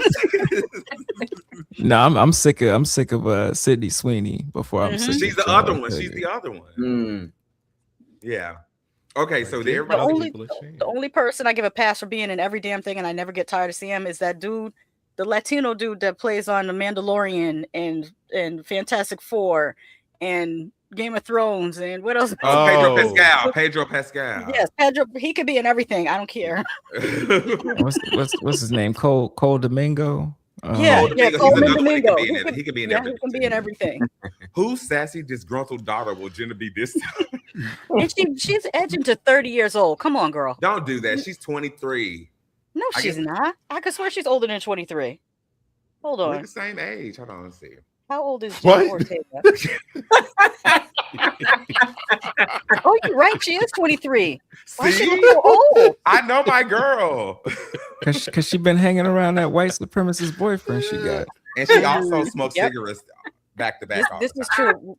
Racism will age you like nothing else. Look at all the people that. And that's part of our issue. curse. You welcome, bitches. Ooh, that's why we age in reverse. Anyway, so has everyone already said what they wanted to see in the next one? I want to get an established big bad of the franchise in this movie. Yes, that feels finite to do that, but okay. Not that they have to actually defeat it in this one, but I do want some like establishment of that. I just wanted to be the grandfather story or the man's story who made the original recordings on those reels. Like, where the hell are you? Yeah. Well, you're probably dead, but what happened to you? Yeah. I want a Indiana Jones kind of story, but horror. You know what I mean? I want archaeologists. I want digs. Temple of, which is my favorite one. Yes. An episode of Lovecraft Country. They had an episode that was like where they were swimming down there. They had to read the book. Yeah, all of those kind of things, right? That's what I want to see from this one. And you know what? We could actually add some different ethnicities in this. We always say it's hard to see how we would react in these situations and what we would do, and when we read the book, but we never fucking know what happens, right? Exactly. Well, they did it in The Conjuring. In The Conjuring, it was some of the ghost investigators. It was a black dude and an Asian dude there. Yeah, but you're right. You're absolutely right. And they didn't die. So you had the black that's a girl double in bonus. 2013, but she didn't want to leave because she just didn't think it was a possession. But they built in a perfect plot for that. She was going through withdrawals, so they wanted to stay there.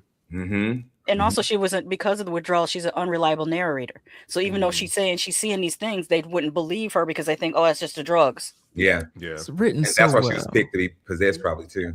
Yeah. Just a perfect film. Perfect film. Agreed. Well, I guess can we talk about, before we go, we got to talk about one thing that did bother me about the end of this movie. The damn CGI husband. I did not like that at all. We all hated it. Yeah. I'm like, what is it, Netflix? Wait, say again, Tyrone? No, I'm saying, what is this, a Netflix production? That's what it felt like. It felt like Netflix presents The Evil Dead, and I was just like, what the fuck is going on here? How do you go from Blood Rain? What's the big dad's name? And Stranger Things. What's the dude's name? Vecna looked better. Of course, yeah. Yep. Versus her deadbeat husband. I would have preferred the battle be in the burning house, like as it was burning, she was fighting him, but him looking different, of course. But because I wouldn't have stopped. What the fuck am I stopping for? Waiting for? I'm still running down the street. Yeah. What? Where's that bag? We need the bag with all the stuff in it, with the notes and the notebook. We need that. So mad. We need that shit. She should have put a book bag on her back and did it, but she was trying to. But she knows about the circle of wise men, so maybe she will do research on that if she cares enough, because she probably don't give a fuck. What's in the workstation where the husband, the father was, and where she actually read it? She read it in the garage where the bag was. Yeah. So that should still be around, right? That stuff. Because it wasn't in the house. I mean, unless if they no, it was in the shed. Yeah, it was in the shed. So okay, cool. Benicia is trying to get y'all to have alcohol poisoning. I just want you to know that. Babe, it never gave us drinking that much. Oh my God. We're out of it. We work tomorrow, honey. And Alex too. What is y'all trying to do? Alex, please. Okay, we're gonna take one final sip. Oh wait, out of 1 out of 5, 5 being this was the coming of Christ. If you just whatever, and 0 meaning it was Nightmare on Elm Street 5. Whoa. Oh, just kidding. I'm kidding. I thought you were gonna say 4. I thought you were gonna say 4 for a second. I like 4. I do too. No, New Nightmares, honestly, it's the original, and New Nightmares like the best ones. Yeah, 1, 3 New Nightmare. I respectfully disagree. 1, 3 New Nightmares. Give me that one, Tyrone. And Homeboy from 2 should have been one of those kids in the hospital in 3. And that's where the reboot should be. Him. No more Nancy, please. Thank you. Unfortunately, that's what we're gonna get. But that's not what we're talking about today, guys. Yeah. Well, I guess we'll be back to discuss. Get this off of here. I don't want to drink a thing. Okay. I'm gonna give it a 3.5. I was highly entertained. Ooh. I do have a lot of questions. But I was definitely entertained, and that's what I go to the movies for. So I give it a 3.5 out of 5. Yeah. Small daggers.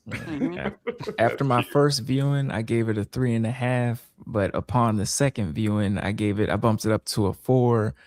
Because of the domestic violence themes and just me digesting like all of the work that went into the writing and the different layers and stuff like that. So I give it a 4. Tommy. I have to give it a 3.5. Solid, fun time, man. It was a fun time. Same thing, 3.5. Had to deduct points for the CGI business at the end, and I don't feel like this one's super rewatchable. Like I feel like if I was gonna rewatch Evil Dead, I would go to the 2013 or the original, watch those again, or even Rise before I rewatch this one. Entertainment value does not reflect the final score of a film. Okay, it's just rewatchability is the segment. I just want to highlight that. And also they started too high. For me, the best scene in the movie was the fishing, the 2 dudes fishing and what happened to them. that was so good It was that really it was good. hard to follow it. Yeah. I saw it twice, and my number hasn't shifted from being a 4. And I haven't experienced domestic violence, but I was literally on the inside cringing at how violent this movie was. The father was so violent. I have a thing against violent dogs, aggressive men. I have a thing for that, right? No context, I just don't like it. And so the father just made me cringe watching him. Like I could not imagine sitting at that table and somebody's acting like that. I couldn't imagine my father throwing me around his house, kicking. It was just too much, right? I was literally cringing watching this much violence. And when she was crawling away while he was kicking their ass, and she went into some closet. He was a closet under the stairs. Yeah, her reaction to what was happening, I understand. She was freaked out. It was too much. And so for that, I gave it a 4 because I was literally reacting while I was watching it. And Tommy, to your point earlier, I do that all the time too. That's how I get scared in horror movies. Put myself in that seat. Like Blair Witch will forever scare me because I have zero control in that situation, and that freaks me out. And so, I could give it a 4, and I look forward to what we're going to get in Wrath. I'm going to have I got you. I keep my expectations low. I'm just going to keep them low. Michael. There have been some people who are speculating that one, asking why she didn't turn into a deadite, because nothing that happened to her didn't happen to nobody else in the movie. And 2, in that final moment, did she turn into a deadite? That I was concerned too, because I couldn't remember her original eye color, but when she looked up, oh shit. Yeah, when she looked up, I didn't know what her eye was. Sunlight, so I don't know exactly. That's a thought. And you still got to worry about the grandma. She's crawling. No, she's transferred. She transferred. No, it didn't transfer. She just made another one. That's right. Yeah. Before we get out of here, are we all tired of ending the horror movie in the back of an ambulance smoking a cigarette? Stick of it to death.